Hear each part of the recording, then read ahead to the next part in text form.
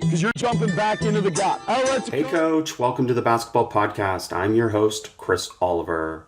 I appreciate you joining us for this week's podcast. Be sure to rate, review, and subscribe to the show, and visit basketballimmersion.com for more coaching resources and access to all the basketball podcasts. I hope you will give us a shout out on social media, on Twitter at @BBallImmersion, or on Instagram at @BasketballImmersion to help me continue to share the game. Enjoy the episode. Coach is really excited today to have Doug Lemov with us. Doug is a former teacher and school principal. He helped found Uncommon Schools, a network of high-performing schools in underserved communities. His book, Teach Like a Champion, now Teach Like a Champion 2.0, describes techniques used by exceptional teachers. It has sold more than 1 million copies and been translated into a dozen languages. In his most recent book, The Coach's Guide to Teaching, Doug brings his considerable knowledge about the science of classroom teaching to the sports coaching world to support coaches on the court and field. Doug, love the new book. I have loved all your books and blogs and videos. The new book is a must-read from cover to cover. Very stimulating, deep thinking, and confirmed and added to so many ideas that I share already. Welcome to the podcast. Thanks for having me on, and thanks for saying such kind things about the book. I appreciate it. Well, we both have a passion for decision making, and as you call it, the most important proficiency of all, which I couldn't agree with more. Can you talk about the under-acknowledged role of perception? Yeah, it's so fascinating because I care a lot about decision making and had thought about a lot about its role in coaching for a long time. And it wasn't until I started to study perception that I realized that one of the key things that has to happen for someone to make the right decision is their eyes have to be in the right place. They have to be looking at the right things and looking for the right things. And that's true with any decision, but especially in a sport like basketball where decisions happen fast.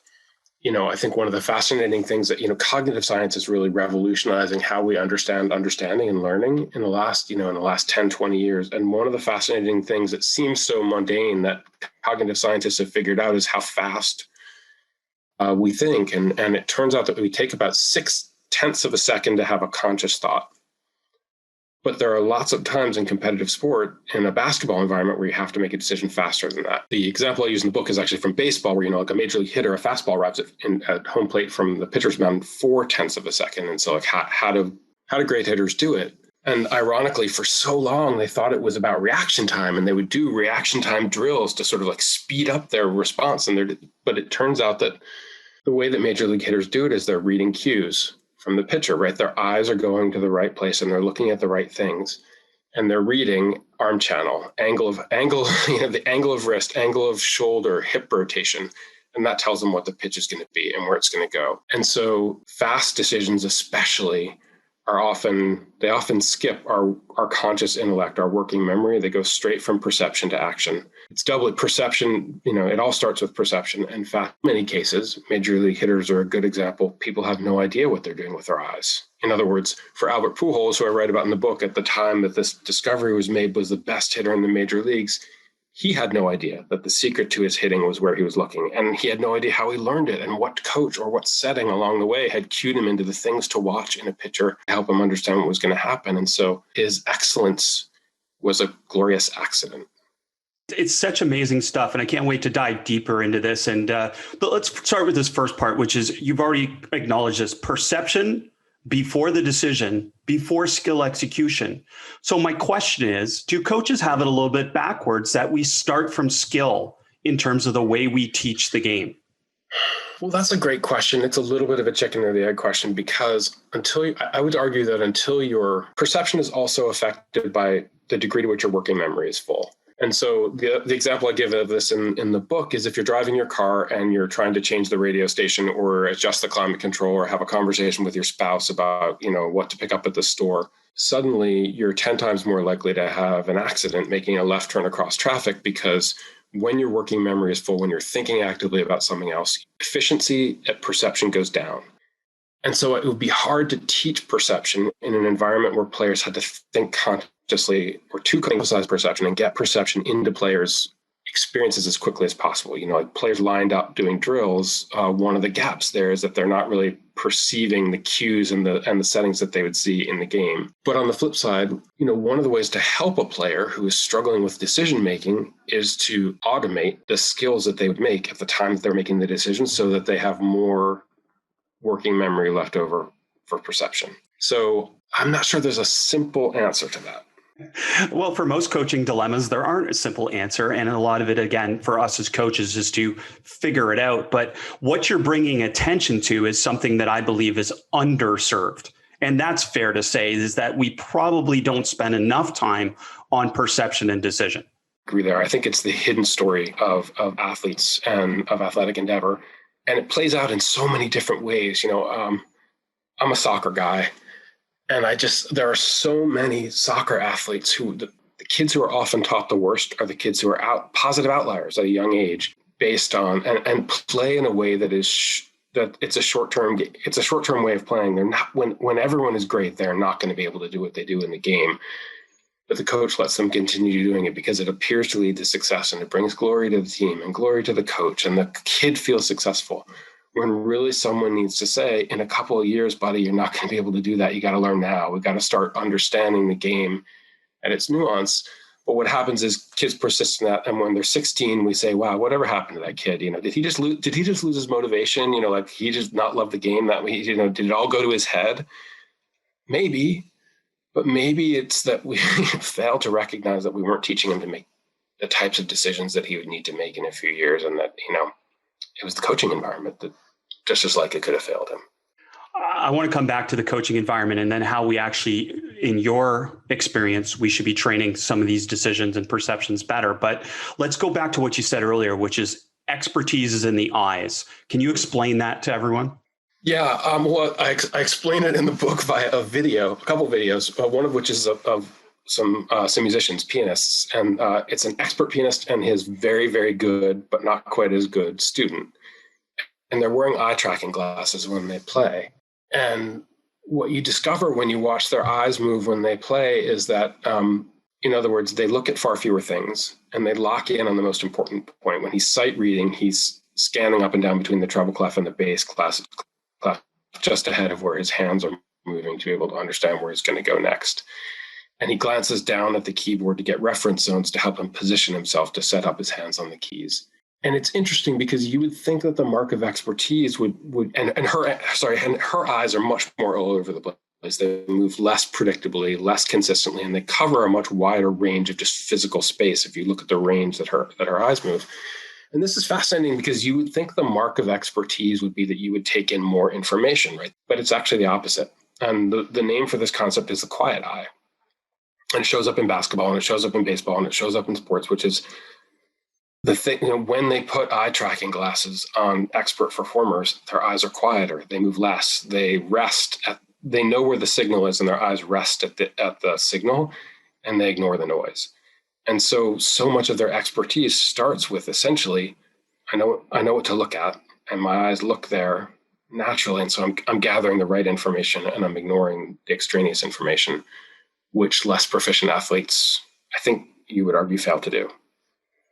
So talking about expertise, let's just give an example of LeBron James. What you're basically saying is that a player like LeBron James is able to distinguish the important from the unimportant much faster than a less expert player who attunes to all of the information. I think that's right. I mean, I think you could, the visual field is full of signal and noise, and the mark of his expertise, often without our realizing it, is that, he's looking at and paying attention to signal, and maybe a lesser player is more distracted by noise. I was talking about the video of the piano players. There's also a video of, one of the sort of like the LeBrons of soccer, Cristiano Ronaldo, and they show him sort of, dribbling against an opponent, and his eyes are, without him realizing it, his eyes are scanning, ankle, knee, hip, knee, ankle. He locks in on the parts of his opponent's body that tell him what he's going to do, and he's reacting, and he's reading that more quickly and more proficiently than another athlete might. And then the video gets really fascinating after that, because we'll have someone serve him corner kicks, which he's trying to head into the goal, and they turn the lights out.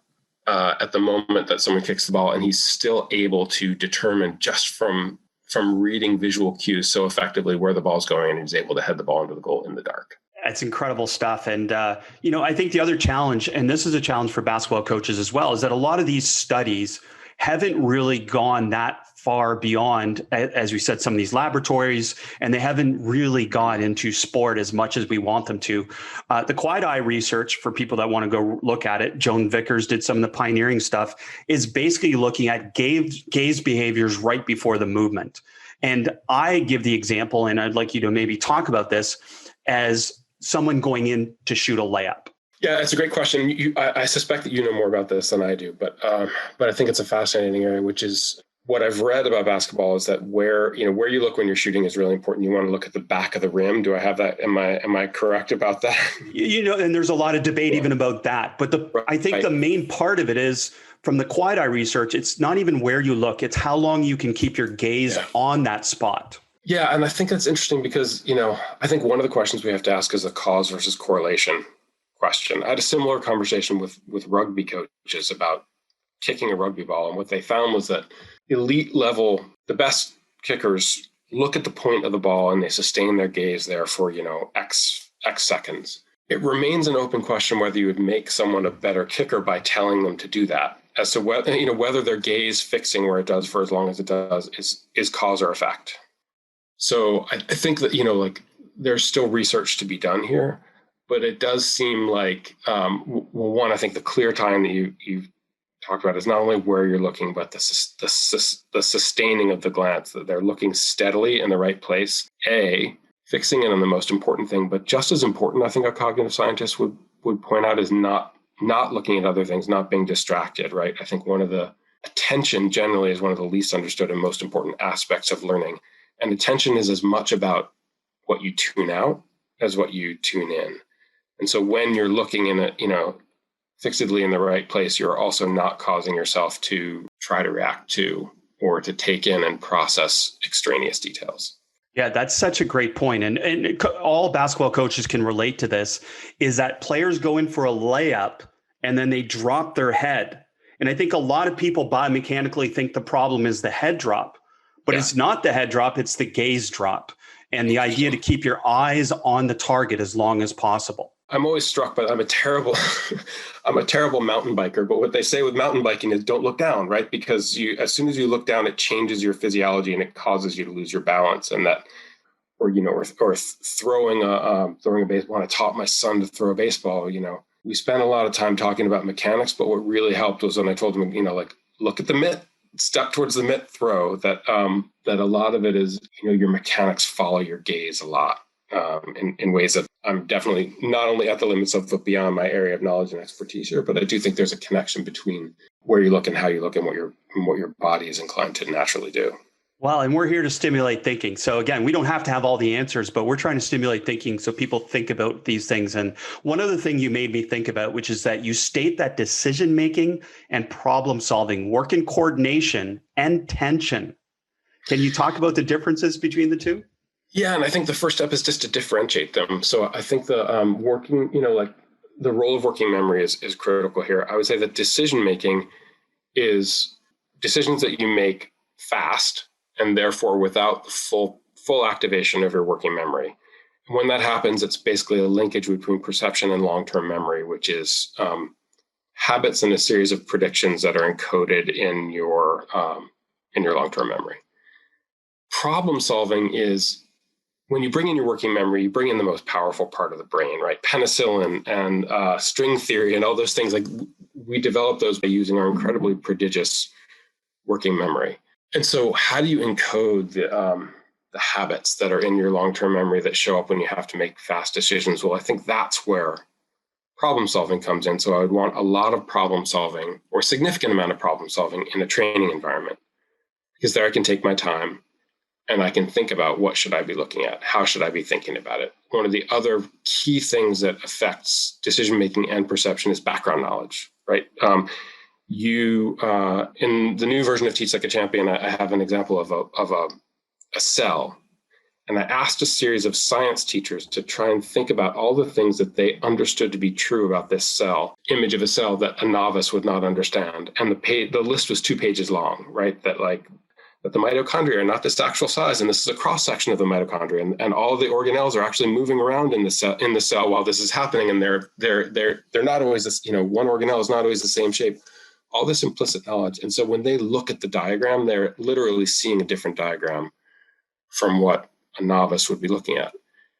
And so your knowledge shapes what you see, how much you see when you look at a diagram.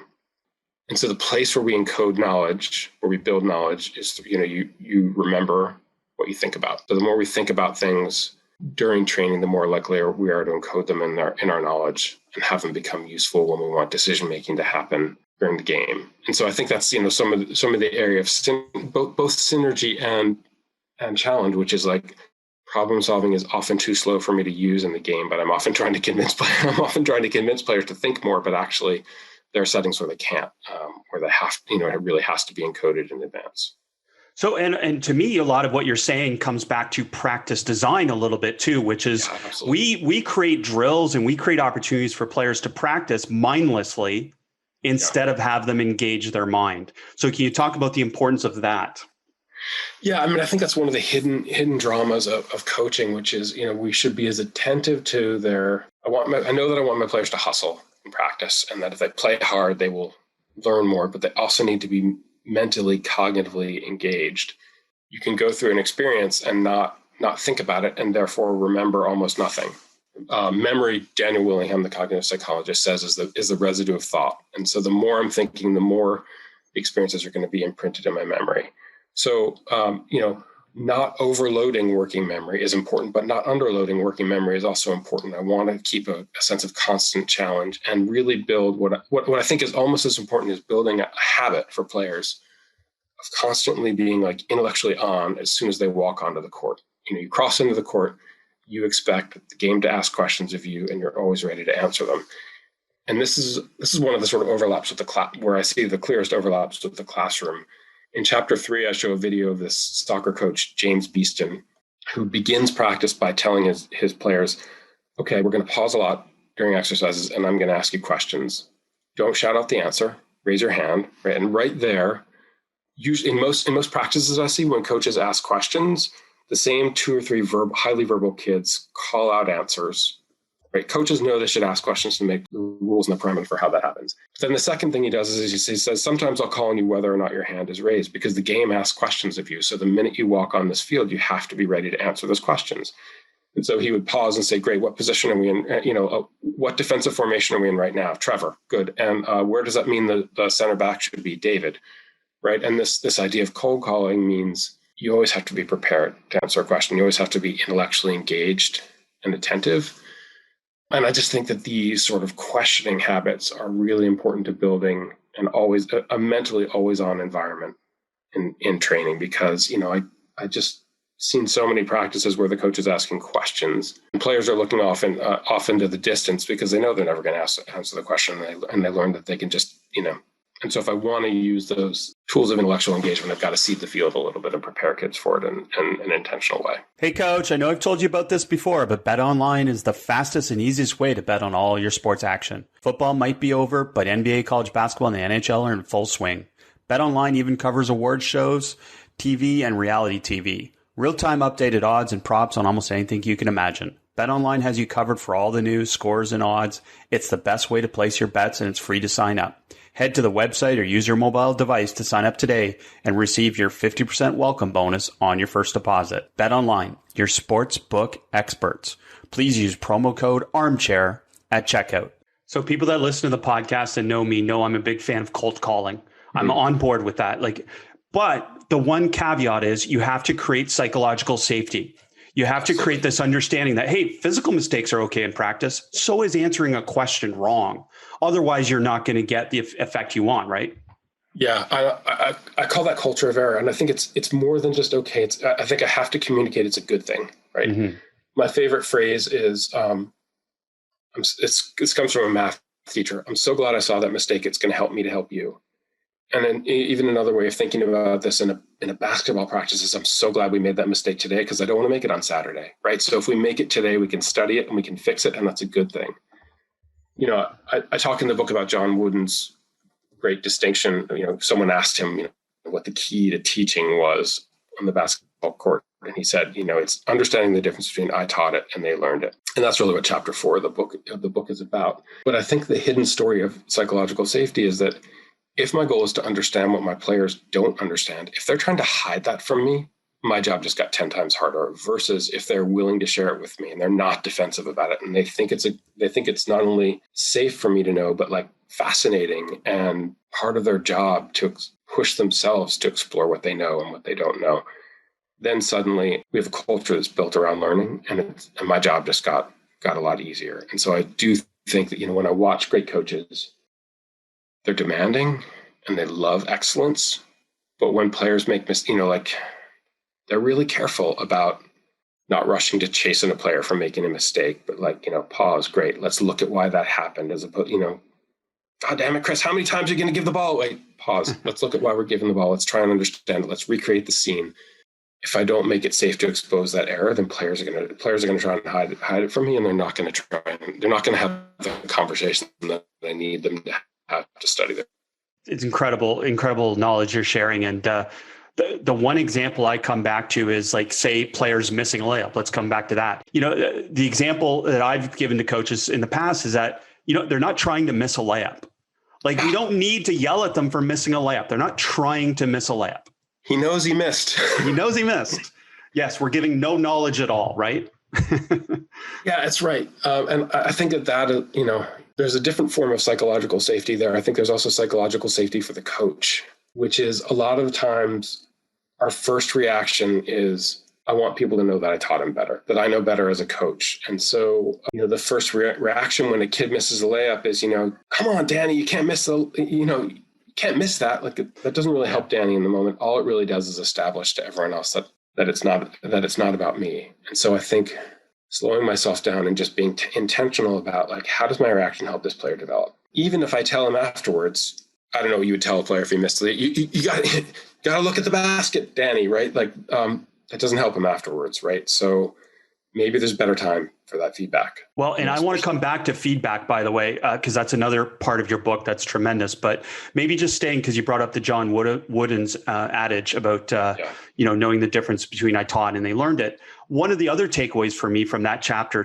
4, was, and can you talk about this, the challenge for a coach in knowing that they learned it. That's my challenge as a coach, to be comfortable in knowing they learned it.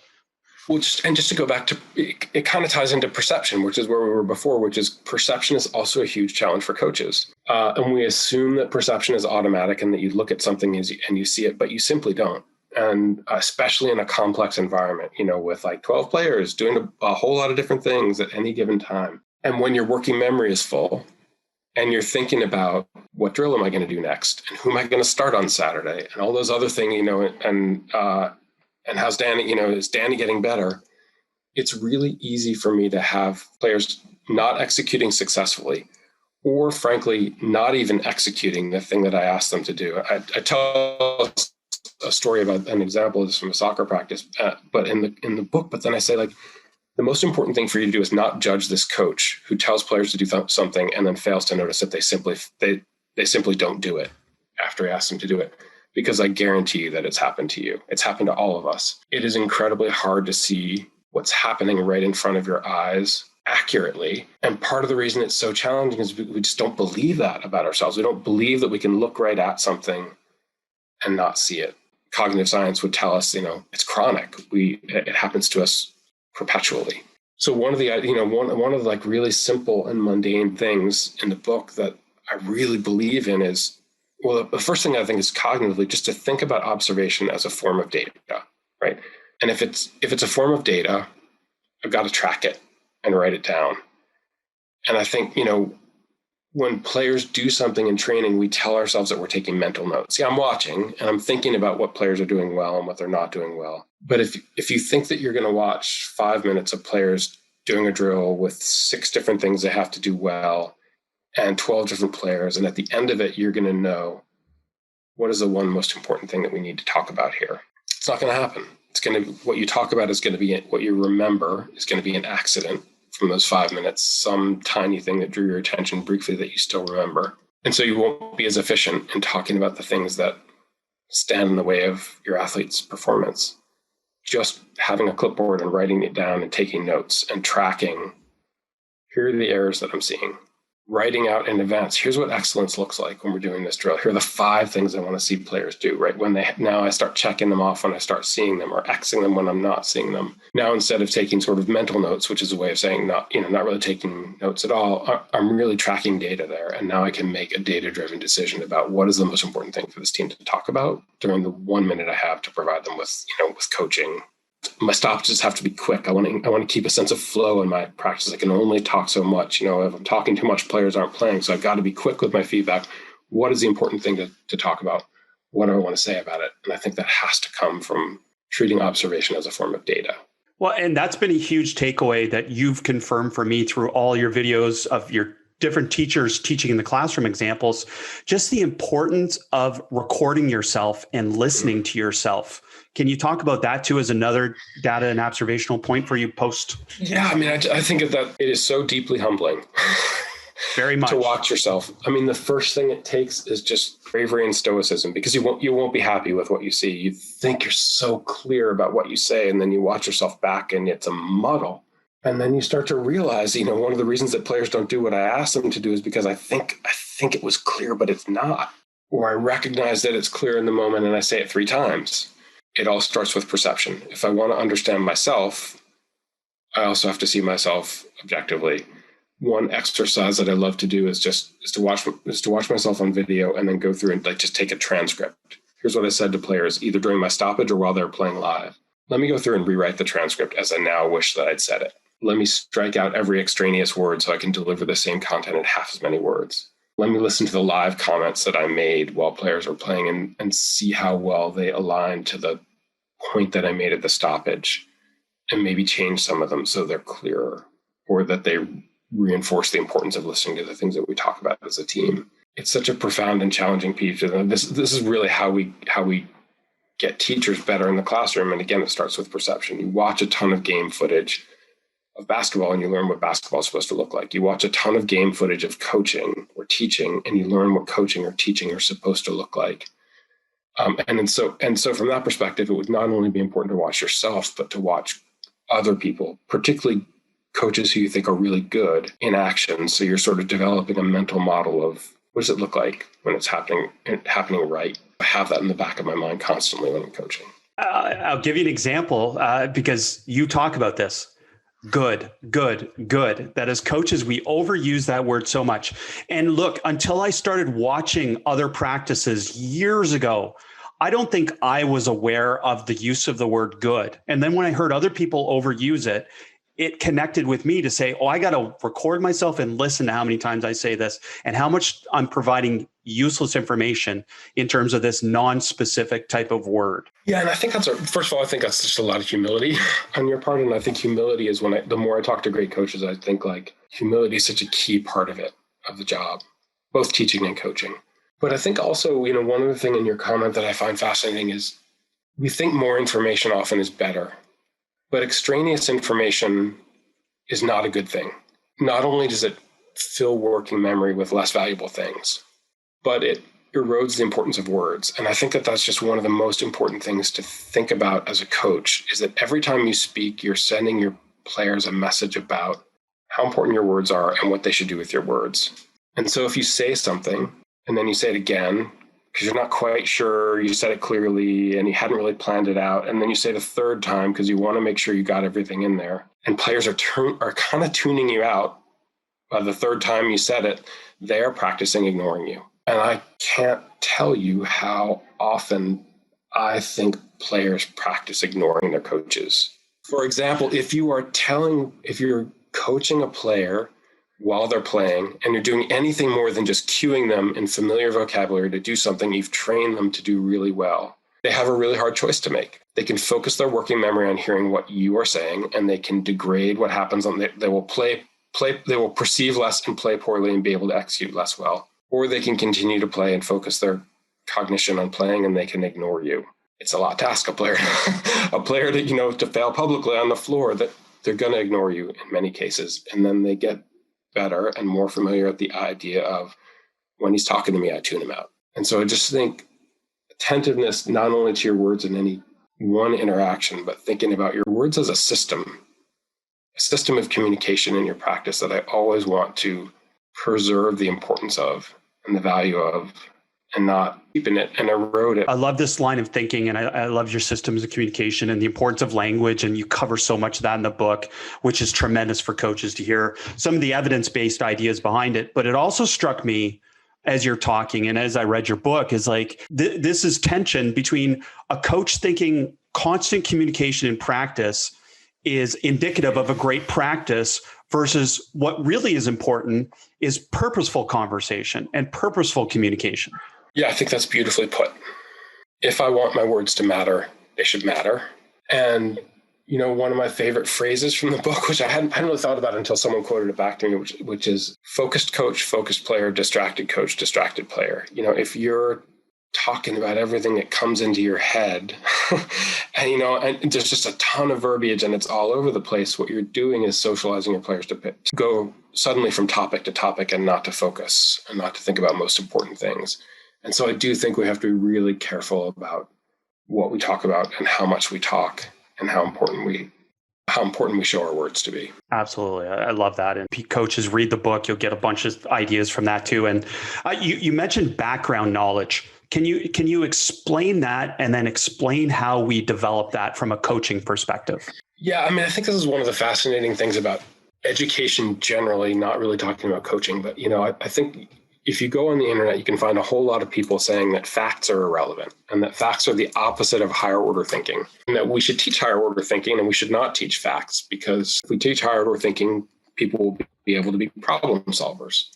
That's a beautiful idea. Cognitive science tells us is how the brain works, which is you can't have you can't do critical thinking about things that you don't know a lot about. You and I'm guessing this about you, I know this about me, you and I have never had an insight about particle physics, and someone could ask us questions all day about particle physics and we would never have deep insight. We'd never be able to do critical thinking about it. In fact, we do an exercise in our workshops with teachers where we say, okay, have a conversation with a partner. Why is the sky blue? Go. 1 minute. Right now, take 1 minute to write out your best thoughts, the most insightful thoughts you've had. Why is the sky blue? And the secret is that no one in the room knows why the sky is blue. And so if I give you lots of opportunities to have discussions and do writing and do critical thinking about the sky is blue, you cannot do it unless you have the background knowledge and you understand, the principles of light distribution and light waves, et cetera. It's the same in sports, right? That you, to be able to do critical thinking about a topic, you have to understand a lot of background knowledge about the topic. And so I think there are 4 really important things for a club to have to build background knowledge, other than just the belief that have to teach that knowledge is the basis of higher order thinking. The first thing is a curriculum, and I have to think about what I want to teach when, and I need it to be coordinated so that if I'm a 12-year-old coach or a coach of 16-year-olds, I know what everyone learned as a 15-year-old, and I can refer back to it. And so that I can be sure that everyone on the team knows the same thing, right? If only half the players on my team know what a zone press is, then it's really hard for me to build off of it and build more knowledge and refer to it and have players use that. So I need to be clear about what gets taught when and have that be consistent. And then the second, but really a curriculum is a coach-facing, a club-facing document. Then I need some sort of a document that is player-facing, that describes what I would call either principles of play or a game model, which is a series of phrases that we use among each other to describe what we're trying to do on the floor. In the book, there's a really beautiful video that a coach John Leonzo put together. I don't know. I'd be curious to know what you thought of these videos, but he has a series of principles of play for what we want to do when we pass the ball. One of them, I think, is pass to where the pressure came from. And so there are a series of videos where he shows players doing this, right? And this is a phrase that the players use to describe what they want to happen on the floor. And I think having that idea of we have a set of phrases that describe the approach that we want to take most of the time. The third thing that I'd say is hugely important, that's highly overlooked, is a list of vocabulary. Vocabulary is the single most overlooked form of form of knowledge. You can't really conceive of something until you have a word for it. And if you don't have consistent words for something, you don't really coalesce all your knowledge about that topic in the same way. And I would just, like sports is full of vocabulary. And in soccer, we talk about breaking the lines and getting between the lines. And I guarantee you that players have no idea what we're talking about sometimes when we're talking to them about those things. A coach wrote me a blog post over the weekend about the idea. In soccer, there's a phrase called back foot and receiving the ball with your back foot. And he asked a bunch of players, this is in an academy in England for, ideally for guys who want to be professional players one day. No one has any idea what, there's 16 different definitions of what they mean by back foot. And so if you could just standardize vocabulary across the years so that when I talk to you about back foot when you're a 10-year-old, and then I know that as a 12-year-old coach, I can refer to back foot and everyone knows what I'm talking about and we're all imagining the same thing. My daughter played in a club where one year her coach talked to her about receiving the ball side on. And the next year the coach talked to her about receiving the ball in the half turn. Those are both two different phrases for exactly the same thing, which is, I won't get into what it is. So half of her experience about receiving the ball side on, which she should have combined with her experience about receiving the ball in the half turn to give her a larger conception of how to receive the ball. She never put the two together that they were the same thing. And so there are all these vocabulary problems. And so I just think one of the first things I would do as a club is to have a vocabulary list. These are the most important things we want words for. These are the words that we're going to use to describe those things so that we're consistent. So we're all talking the same language. I'm going to make sure that the kids know what these words mean. Maybe with video, maybe with definitions, with lots of examples. I'm going to ask them, what was that? What did we just see Jeremy do there? What was, which principle of play, what vocabulary word did we see him do there? So that we can all speak the same language. We're limited in our communication if we don't all speak the same language. The last thing that I think is really important from a knowledge standpoint is just a punch list of things that you've taught. Because we haven't really gotten into this, but chapter 2 is about long-term memory. If I make a list of the things that I've taught in the course of the year, to have things go into long-term memory, I have to come back to them and use retrieval practice and reteach them again after a period of forgetting. If I have that list, I can take the knowledge and recycle it and bring it back, cause players to have to retrieve it into their long-term memory and therefore build stronger recognition of it periodically throughout practice. And so just being intentional about what's on my retrieval list and how often I want to ask kids to go back to what they've started to forget, I think is also really important to answer there. But knowledge is so important and so overlooked. Well, I love the 4 things. Coaches love lists, as you know. So those 4 things will help guide their thinking in terms of moving forward if they've read the book or they haven't read the book. But the other part that I love that you brought up is this long-term memory, which I was going to get to. And chapter 2 obviously covers this, but this idea of chunking and the fact that long-term memory is vastly underappreciated by most educators and coaches. You've forgotten almost everything you've learned in your life, right? What a thing to think about. And that this happens to your athletes too. I think maybe the most important thing from that chapter is to understand the difference between performance and learning. At the end of practice on Wednesday afternoon, you're working on your half-court defense, and it appears to you that your players understand it, and that they've learned all you've given them 3 or 4 things you really want to make them do, you really want to have them do, and they appear to understand it. On Saturday, when the game comes, you're infuriated and frustrated because all the things that you saw at the end of that practice do not show up in the game. And frankly, you're inclined to be mad at the kids and think, you guys don't focus, you don't concentrate. We worked on this on Wednesday, I know you can do it because I saw you do it on Wednesday. Where did it go? And the answer is because they're humans, they forgot it. And in fact, you can map this. Since the 1800s, we've known at least the shape of what we call the forgetting curve, which is the rate at which people forget things. And the thing that we know about forgetting is that it is a ruthless and tireless enemy, that an hour after practice, players will have already begun forgetting what they learned. The next day, they will wake up and they will have forgotten as much as, possibly as much as half of it, unless I cause them to retrieve it and remember what they've begun to forget repeatedly and systematically. And so I'm not saying there aren't situations where players don't forget things because they're not attentive and they're not focused, but it's entirely possible that the reason is because I didn't understand the difference between performance, which is being able to do something while I'm learning it, and learning, which is being able to do something after a delay, after accounting for forgetting 3 or 4 days later. And those are very different things because most educators assume that once they've seen players do it, they will always be able to do it. But the second you walk off the court, they begin forgetting. So this speaks to practice design mostly. Yeah. It also speaks to, as you said, humility of the coach a little bit to understand that a one-time performance is not learning. It's got to be repeatable. So talking about retrieval practice, can you bring us into the domain of interleaving and this idea of mixing to aid learning? So the first thing you need to know about retrieval practice is that the best time to remember something is when you've begun to forget it. That's when you have to work to remember it. And if you remember it successfully, then it's encoded best in your long-term memory. So a cognitive scientist would say, when you learn something on Wednesday, you should come back to it on Friday's practice when your players have begun to forget it. They'll remember it a little bit better. Then you should come back to it next Wednesday, after a little bit of a longer delay, and come back to it again. That's the idea of spacing. But that also implies that it would mean it would take a long time to learn something if that's the only thing that we could do to build memory. But one of the other things that we can do is we can simulate the role of forgetting, or basically accelerate forgetting by causing people to concentrate on something else. So let's say, just to go back to like my half-court defense, I'm working on it for a little bit. Ordinarily, when I first started studying coaching, I thought, your practice should be a deep, sustained meditation on half-court defense. And I think when you're first installing it and you want people to understand concepts, I think there's an argument for that.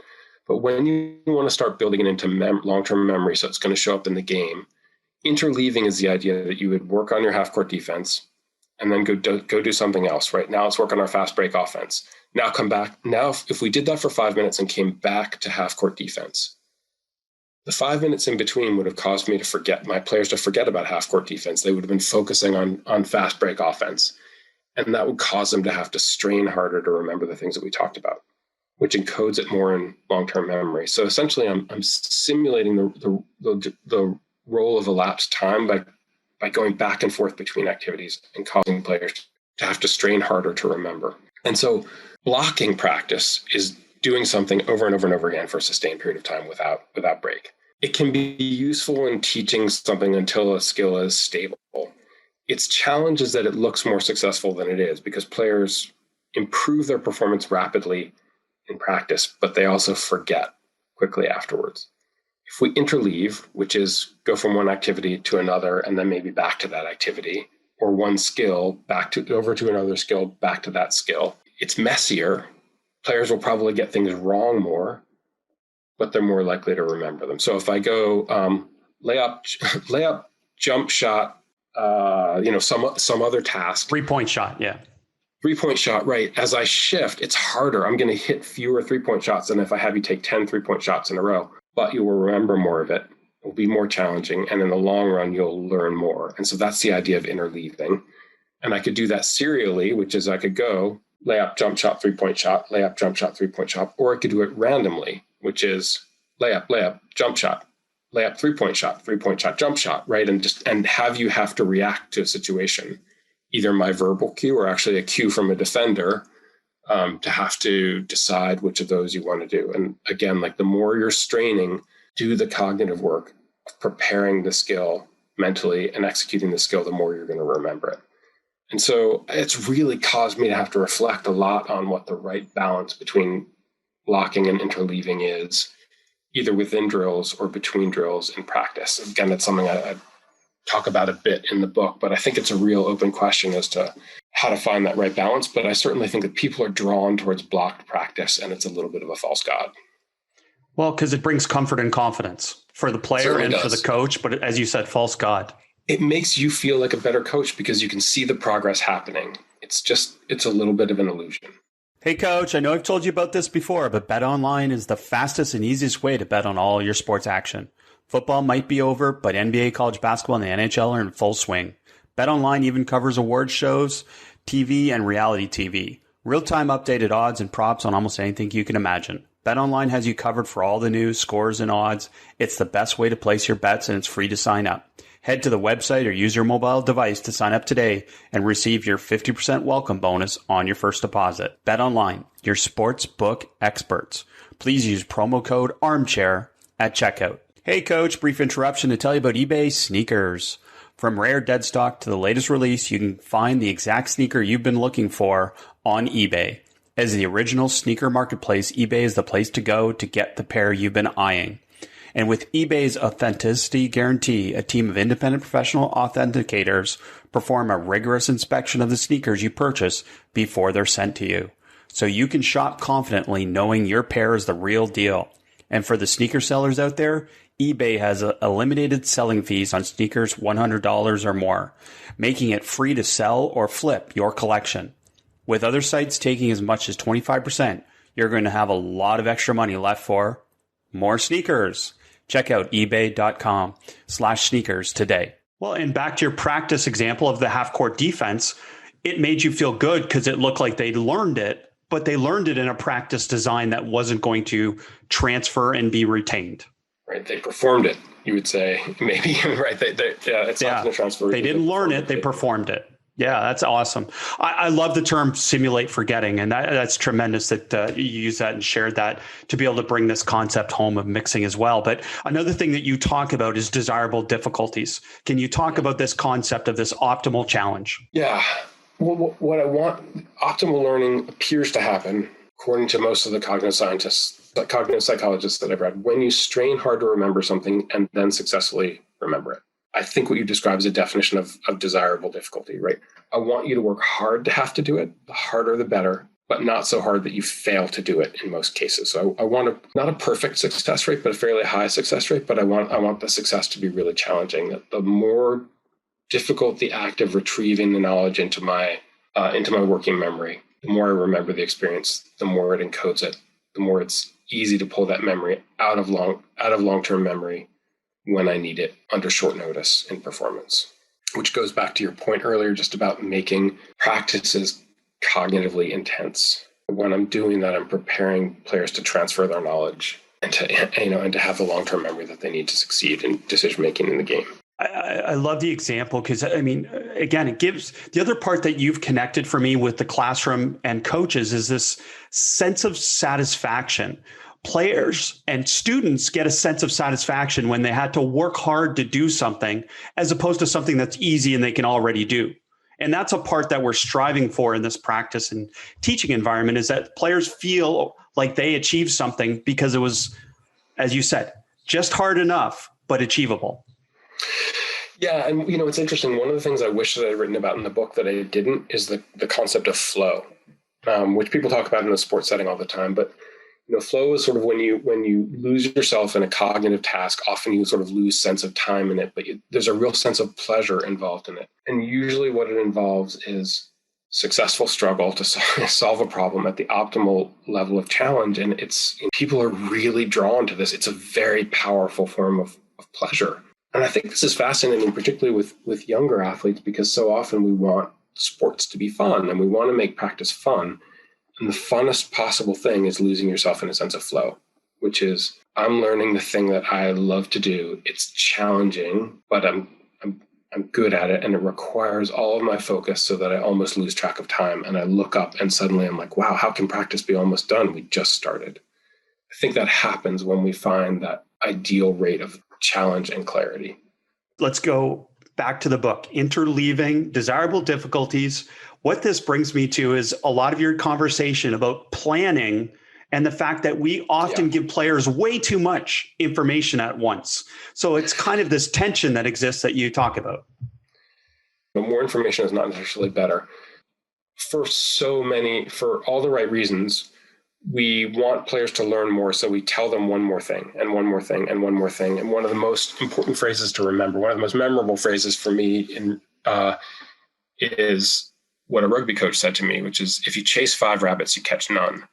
And so we might do this. I'll give you a soccer example because I don't quite speak basketball well enough to do this. If I was training players to build out of the back in soccer, I would say, great, pause, girls, we're building out of the back. I want to see when it's really important that the ball has to be struck at pace across the back for the defender so that we move the opposition quickly. We want them to run side to side. The ball's got to be on the ground, though. If the ball's bouncing, it's too hard to control. And when you receive it, you have to receive it on your back foot and open up your hips, and your eyes have to be up. And outside backs, you've got to press high so we can get into aggressive positions that force them to defend. Everybody got that? Go. Right? What's going to happen during the practice that happens after that? I just told the girls 5 or 6 things I want them to work on. Most likely nothing productive, because you can't think about 5 things at once. And so everyone will either choose one thing at random to work on, and I won't know what they're working on and won't be able to reinforce it and said, yeah, that's a great job of opening up your hips. Or they just won't be able to really remember what they're supposed to be working on. They won't really focus on working on anything, and they'll just be kind of playing. And 3 minutes later, when I make another stoppage, I'll have to make the same 5 points over again. I would be much more successful if I paused them and said, pause, girls. First thing we need to focus when we're building out of the back is pace of our passes. Every pass has to be struck at pace from one defender to the other. Let me see that now. Go. Yes, Sarah, that's what it's supposed to look like. Emily, faster. You got to strike the ball faster. Yes, Carly, that's what we're looking for. Love that pass, right? And now I'm giving them one thing to focus on. I'm telling them the degree to which they're successful at working on it so they can monitor and understand their success. And then at the next stoppage, I can say, great, now there's one thing we have to add this. In addition to the pace of the pass, it has to be on the ground. Now let's focus on that. And so I think that I teach my players to get more done if I add more information, but it actually has perversely the opposite effect. For all the right reasons, right? I'm an expert. There's so many things I want to tell you about the game of basketball. Let me tell you one more thing to think about, and what I end up doing when you chase 5 rabbits, you catch none. Well, and it speaks to the concept that practice is not a coaching clinic. And there's a difference between a coaching clinic and a practice. And I think coaches lose sight of that sometimes. That's fascinating. Just say more about it. That's a cool idea. Say more about it. So when I go and speak in front of coaches at a coaching clinic, I am giving them as much information as possible in as short a time as possible because they have that background knowledge. When I'm coaching players, if I present a coaching clinic, if I present the same concept to players the same way I did to coaches, then I'm doing what you're saying, which is I'm giving them way too much information. So I don't actually know what they're taking away.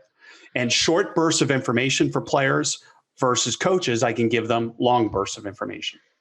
Yeah, I love that for 2 reasons. One is it acknowledges the difference between novices and experts. And I think that also is one of the least understood things. And, like we read about the way that, some elite coach coaches his NBA team. We think, great, that's how I should do it with my 14-year-olds, but they're experts and the 14-year-olds are novices. And so one of the things we know from cognitive science is that if you put someone into a constraints-based situation or a discovery learning situation, they learn a lot more. If they're experts, they learn really well from that situation. And you say, great, I'm going to make you play inside a really small box, and you're going to have to figure out how to break down the opposition when you don't have a lot of space. Like experts will learn a ton from that. And novices won't really know how to, they'll try a lot of random things and they'll be looking at the wrong things and they'll get a lot wrong. And they actually would do a lot better if you said, here are 3 things I want you to try. So when you're talking to coaches, yeah, you can give them a lot of information fast because they understand and they have spent their lives studying the game. And that's very different from the way that you would approach talking to a group of 14-year-olds that are just learning a concept for the first time. I just think that, I think that's really insightful. So I want to go back to your build up from the back example, because I want to notice something that you said that I think is the most important part is that when you gave us that example and you started to talk about, say, now Carly can do it, you noticed that. And I think that's a huge part that coaches sometimes miss as well, is that they do something, a great drill, a great practice design, whatever it is, but then they don't take the time to notice that a player can now do something they couldn't do before. And your feedback was, Carly loved that pass because the pace was what we wanted. I think that people think that positive reinforcement is primarily a tool to make people feel good. And it's nice that it does that. But the most powerful thing about positive reinforcement is it tells players what to replicate. Players get it right all the time in practice and then fail to continue doing it because they don't know that they just got it right. And so the moment where like Carly does it and you say, yes, Carly, that's it. Or even like, yes, Carly, that's it. 3 more, just like that. Helps her to replicate the success and understand what success feels like and attend to it and recreate it. And I think one other thing that's implicit in that is the connection between live feedback and stoppage feedback, which I think is one of the most overlooked aspects of feedback. It's one of the most important parts of that chapter to me, which is so often in a drill. Let's say you have a coach and he stops the practice and he says, girls, the most important thing when we're building out of the back is the pace of passes. Every pass has to be struck really quickly. Let me see that now. Go. Girls start playing. Great entry pass, Maggie. Yeah. Way to open up, Sarah. Oh, love that first touch, Emily, right? All of those comments are about things that are totally unrelated to the stoppage that I just made, which was in the stoppage, I said that the thing I wanted you to think about was the pace of your passes. And my live feedback is telling you that I've already forgotten that. Why would you think about my feedback if I've forgotten it 10 seconds later? So, to just the point we were talking about earlier about like the importance of coaches' words, and like, I'm telling you that stoppage, that you could safely ignore that stoppage because I've forgotten it 5 seconds after I made it, as opposed to if I make the stoppage and then I say, yes, that's the pass we're looking for. Still hard. It's still faster. Yes, now I'm not only helping you to self-assess whether you're doing it well, but I'm telling you that I see whether you use the feedback that I gave you, and whether you attend to the things that I asked you to do. And I'm telling you how important I think that stoppage was. And so I'm just showing you how important I think words are and coaching is in our culture. So again, I was just talking earlier about how often I think players practice ignoring coaches. And I think a lot of it is because we're not intentional enough about what we talk about and why. And we make our words redundant, and we don't show that our words matter. And, if it doesn't matter to us, it's not going to matter to players. Every coach, pause, rewind, listen to that again. That's brilliant, Doug. And that's what I believe that's one of the biggest challenges for coaches, and one of the biggest needs improvement areas is exactly what you just said. And that's great. And it strikes me again for evasion sports like basketball, soccer, et cetera, that's a huge issue, because it comes back to this. It speaks to the disconnect between a drill and playing the game. And I'm not anti-drill, but I'm anti-drills that don't connect back to the game. And often the way we coach a drill as coaches is very different than the way we coach 3-on-3, for example. And it doesn't make any sense, because it's the same point you're trying to make in both. Yeah, I think that's right. And I think people also think that, a 3-on-3 is such a great learning setting, and you can do so many things in 3-on-3, right? You could, every principle of the game, I would imagine that you could teach in 3-on-3. And so rather than doing a drill, I could take the thing that I'm trying to do in the drill and put it in the 3-on-3, as long as I'm disciplined about my teaching and my feedback. I'll revert to a soccer example because it's easier for me to speak soccer, but one of the most common drills in soccer is called a rondo. It's probably the equivalent of 3-on-3. It's like what people play all the time. It's like it's keep away, 4 or 5 guys are on the outside and 2 guys in the middle. People do this exercise all the time, but they're just doing it to warm up. They're like, guys, go do rondos, or go do rondos. See if you can keep the ball away from the middle guys 7 times. But what a great coach does is he says, great, what we're going to focus on today is receiving with our back foot to break lines of pressure. So I want you to pay attention to where the nearest defender is. And when you receive the ball across your body and try and get beyond that defender to create options for yourself. Or I could say, today we're going to focus on the guy without the ball who's nearest to the player with the ball has to check to him to give him a safer option when he's under pressure. But when he does that, the player who's opposite from him has to move away to create a line, to create a diagonal angle so we can pass right. So as we do rondos today, we're going to focus on those. It's a totally different drill if I'm focusing on receiving across my body, or these sort of opposite movements by players within the rondo. I mean, ironically, most times coaches focus on neither of these, but I could take the rondo setting, and just by making all of my feedback about back foot or opposite movements, I can make it a totally different drill. And I think it's the same with like a 3v3, right? We can make that exercise serve almost any learning purpose as long as I'm focused on it, and my feedback and my teaching focuses on that. And I think that's just to go back to your point about perception. Most likely, I'm learning it in a setting where the perceptive cues are much richer and much more useful than if I invented a drill that doesn't really look like the game. So this all connects, because another part of your book talks about culture, which to me comes back to what you've talked about, which is relationships, right? And so many of these relationships start from you as a coach showing that you can help the player, right? Yeah. That's the starting point of a relationship. It's not some magical thing off the court. It's me showing the player that I can help them. Teachers misunderstand this too. So I think that coaches could be forgiven for it, but this is really this is really the starting point of the book. In the introduction, I talk about this sort of gut-wrenching scene for me where I got invited to present to a workshop of soccer MLS coaches, basically, who are doing a professional license.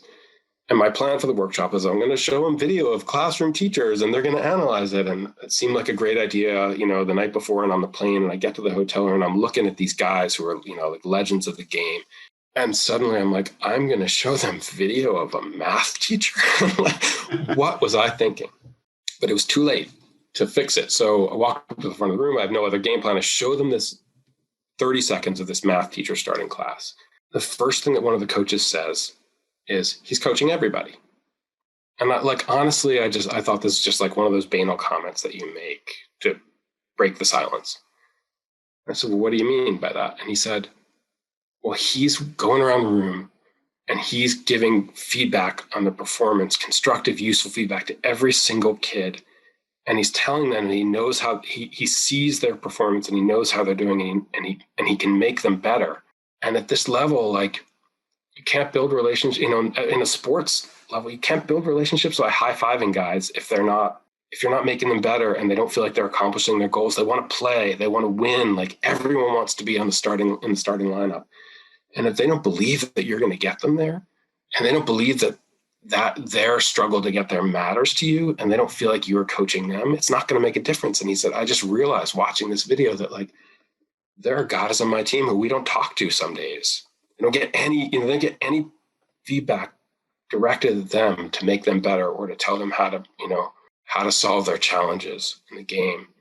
He's like, I'm just realizing how like isolating and lonely that is. And you cannot build relationships. There's this adage in teaching that, like, they don't care what you say until they know that you care, which, like, I get that. It's only partly true. The only way they know that you care is if you teach them better. That's why they're there. That's why they're on the court. The way that you build relationships and show them that you care is by teaching them better. And then when you teach them better, then that's how you show them that you care. And then they care what you say.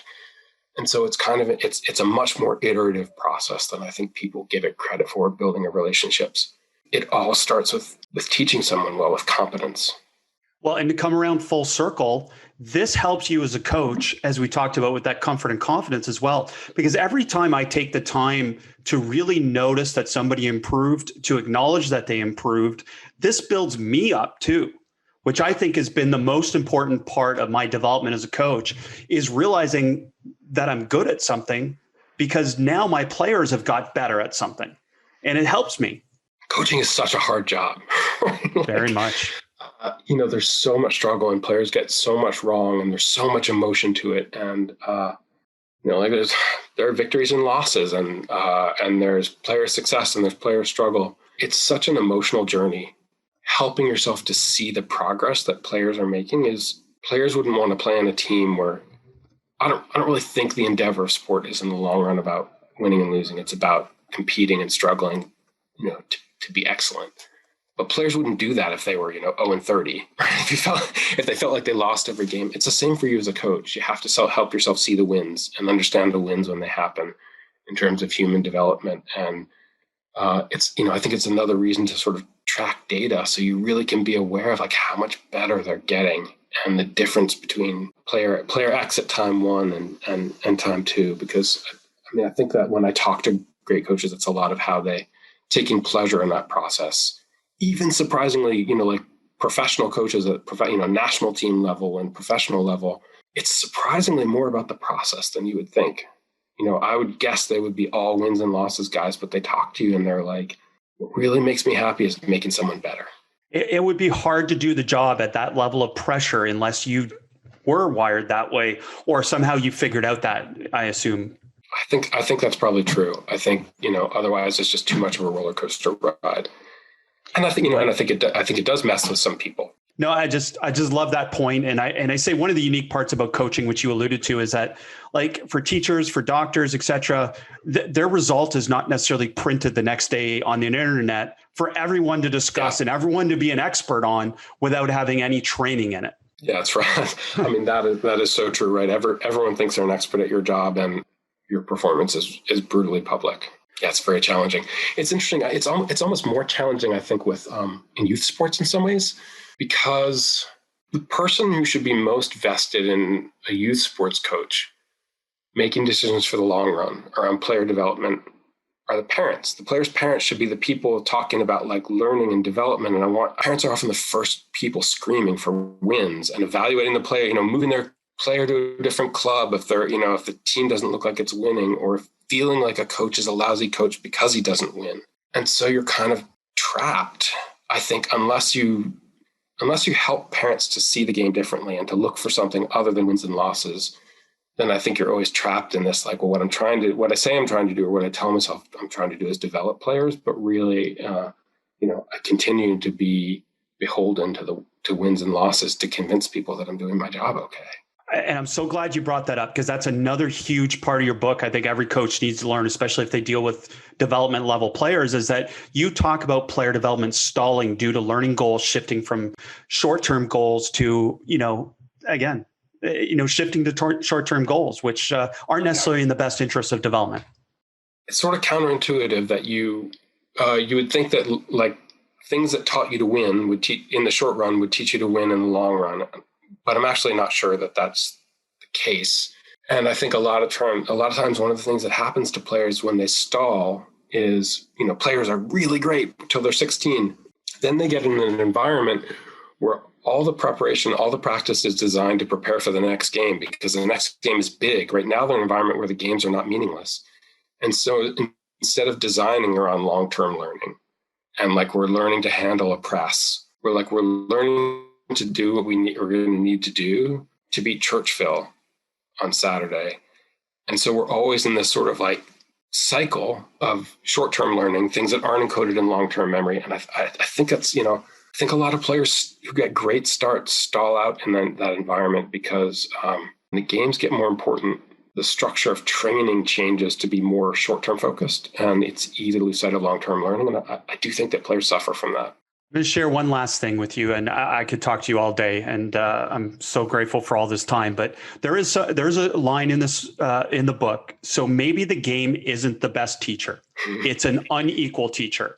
Yeah. To me, and again, a lot of people think I'm all games approach, I'm all this or that. But what I actually believe in is this progression of structure to unstructure, which is essentially what you're saying there. And I have to have you talk and expand on this idea. Well, I love your phrase, progression from structure to unstructure, because it presumes that, again, that like background knowledge influences how you play in an unstructured environment, and that novices learn differently from experts. People in the field of soccer love to romanticize pickup soccer and the favelas of Brazil where people play on the street. Futsal, yeah. Yeah, or that's where, the greatest players in the world emerge from the favelas of Brazil and the neighborhoods of Buenos Aires and Madrid. But that's only part of the story, right? Some kids emerge from that environment, but most kids fail.